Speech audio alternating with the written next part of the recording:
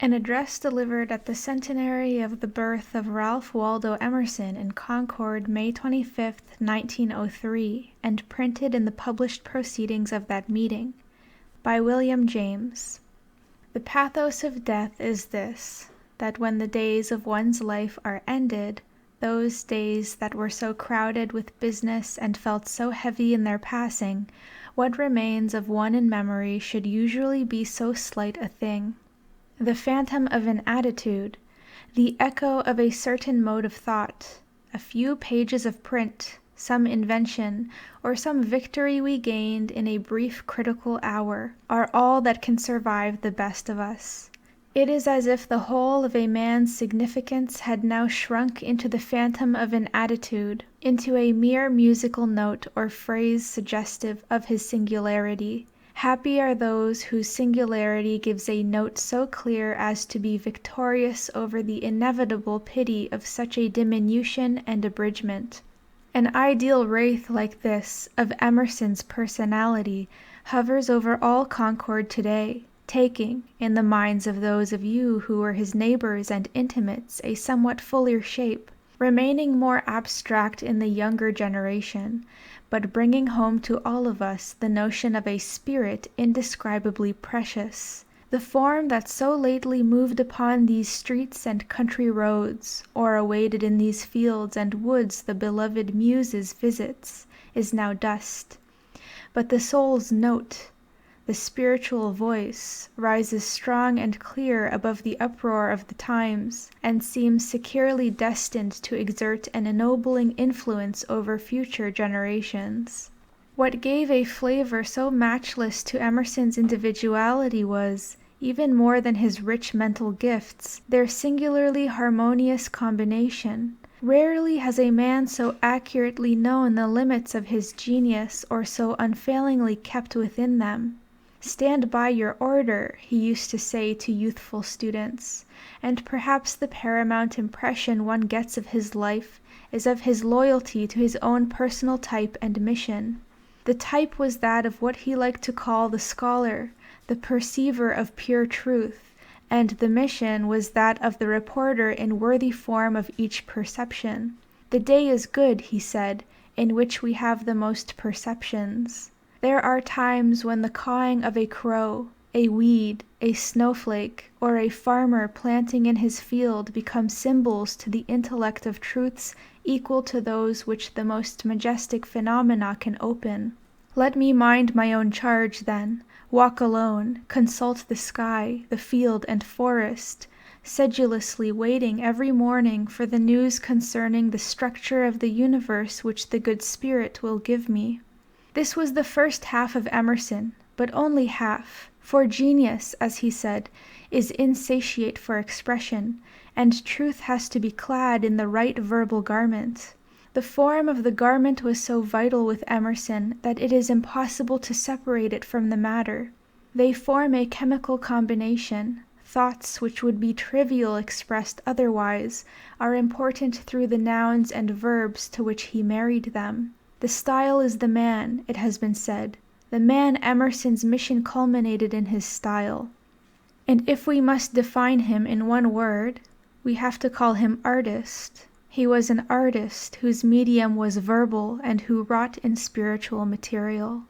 This duty of spiritual seeing and reporting determined the whole tenor of his life. It was to shield this duty from invasion and distraction that he dwelt in the country, that he consistently declined to entangle himself with associations or to encumber himself with functions which, however he might believe in them, he felt were duties for other men and not for him. Even the care of his garden, with its stoopings and fingerings in a few yards of space, he found narrowing and poisoning, and took to long free walks and saunterings instead, without apology. Causes innumerable sought to enlist him as their worker. All got his smile and word of sympathy, but none entrapped him into service. The struggle against slavery itself, deeply as it appealed to him, found him firm. God must govern his own world. and knows his way out of this pit without my desertion of my post, which has none to guard it but me. I have quite other slaves to face than those, to wit, imprisoned thoughts far back in the brain of man, and which have no watchman or lover or defender but me. This in reply to the possible questions of his own conscience. To hot-blooded moralists with more objective ideas of duty, such a fidelity to the limits of his genius must often have made him seem provokingly remote and unavailable. But we, who can see things in more liberal perspective, must unqualifiably approve the results. The faultless tact with which he kept his safe limits while he so dauntlessly asserted himself within them is an example fitted to give heart to other theorists and artists the world over. The insight and creed from which Emerson's life followed can be best summed up in his own verses.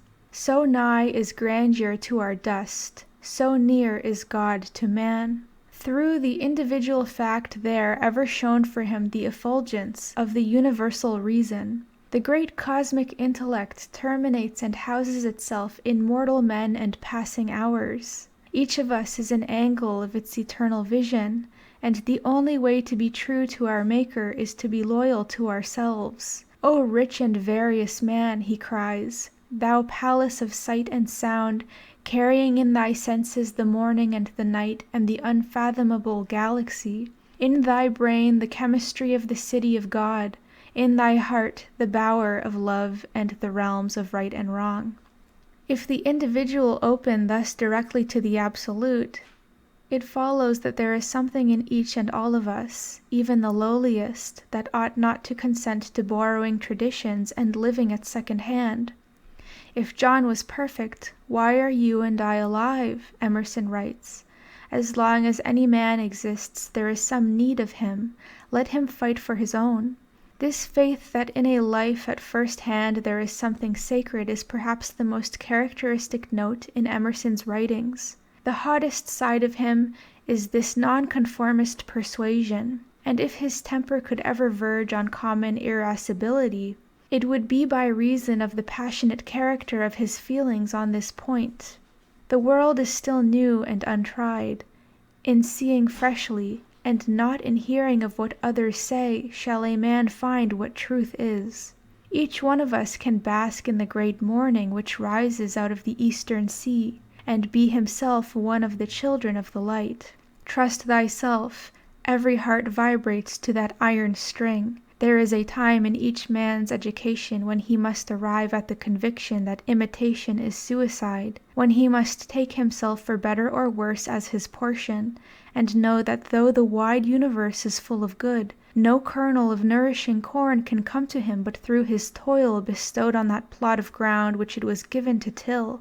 The matchless eloquence with which Emerson proclaimed the sovereignty of the living individual electrified and emancipated his generation, and this bugle blast will doubtless be regarded by future critics as the soul of his message. The present man is the aboriginal reality, the institution is derivative, and the past man is irrelevant and obliterate for present issues.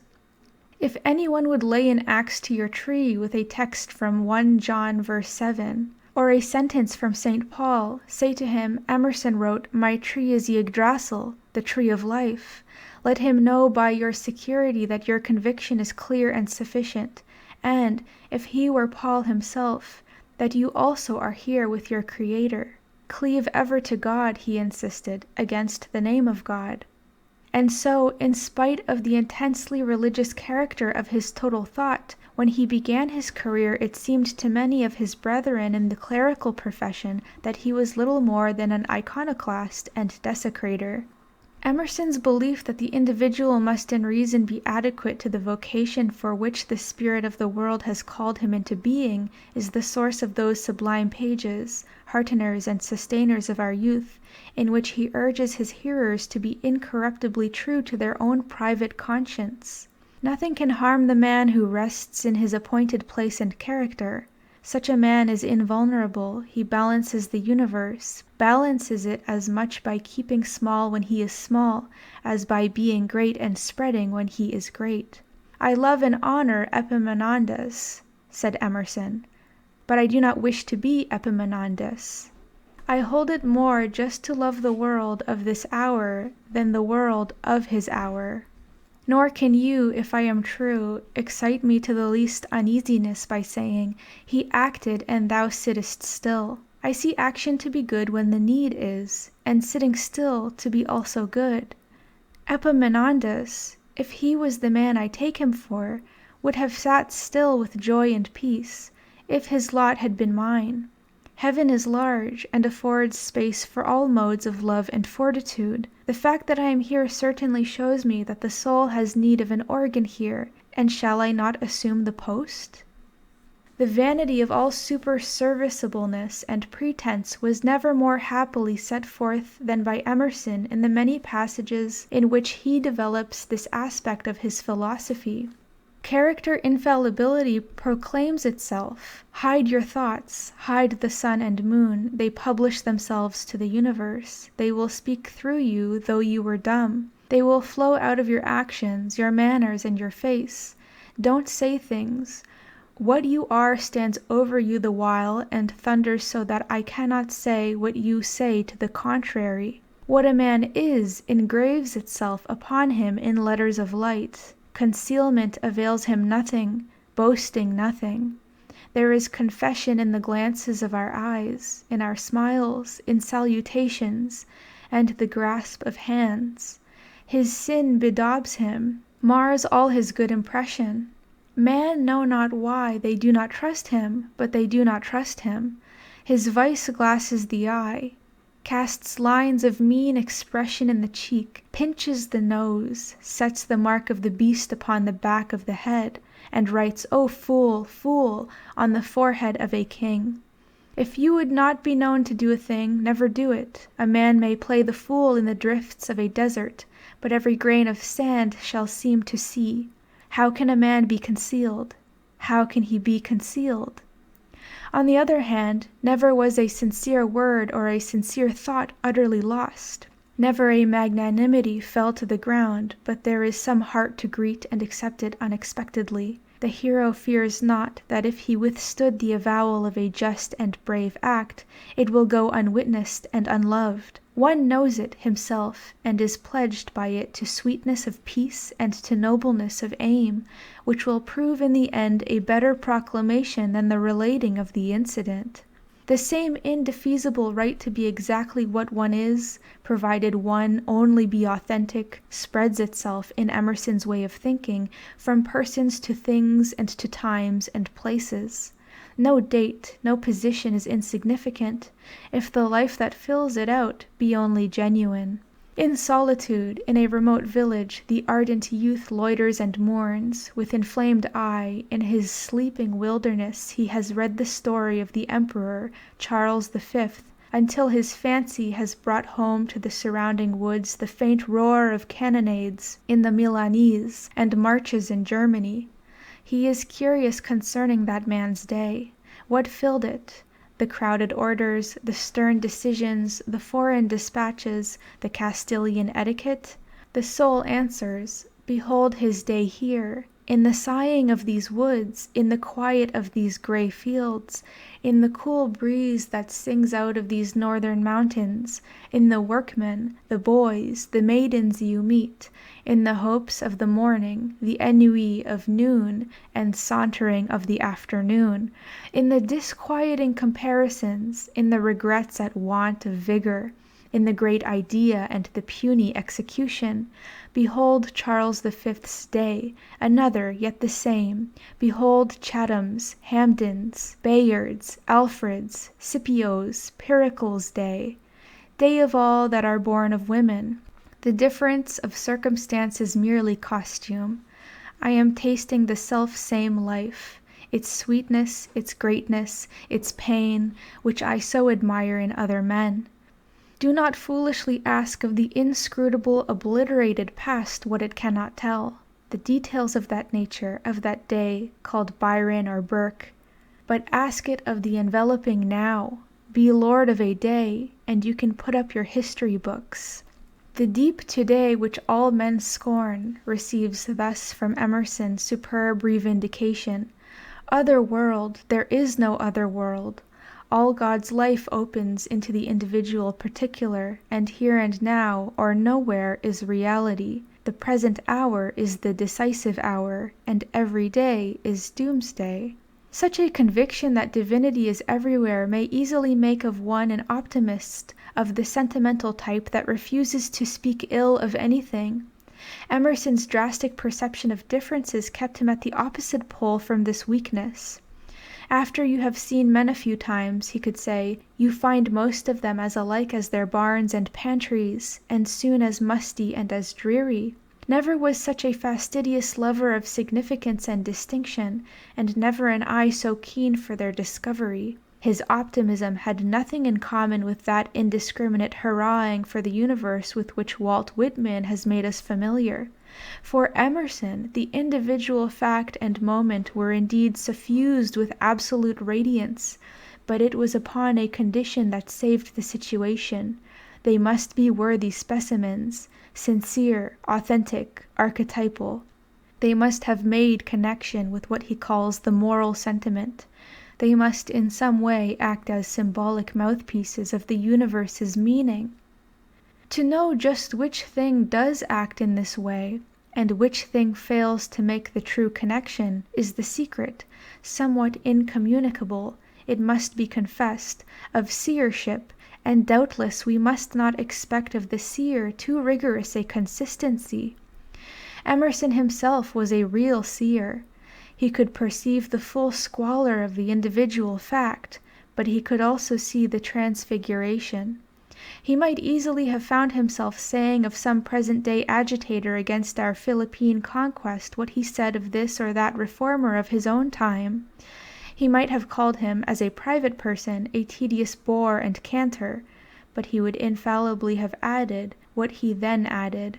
It is strange and horrible to say this, for I feel that under him and his partiality and exclusiveness is the earth and the sea, and all that in them is, and the axis round which the universe revolves passes through his body where he stands. Be it how it may, then, this is Emerson's revelation. The point of any pen can be an epitome of reality. The commonest person's act, if genuinely actuated, can lay hold on eternity. This vision is the headspring of all his outpourings, and it is for this truth, given to no previous literary artist to express in such penetratingly persuasive tones, that posterity will reckon him a prophet, and perhaps neglecting other pages, piously turn to those that convey this message. His life was one long conversation with the invisible divine, expressing itself through individuals and particulars. So nigh is grandeur to our dust, so near is God to man. I spoke of how shrunken the wraith, how thin the echo of men is, after they are departed. Emerson's wraith comes to me now as if it were but the very voice of this victorious argument. His words to this effect are certain to be quoted and extracted more and more as time goes on, and to take their place among the scriptures of humanity.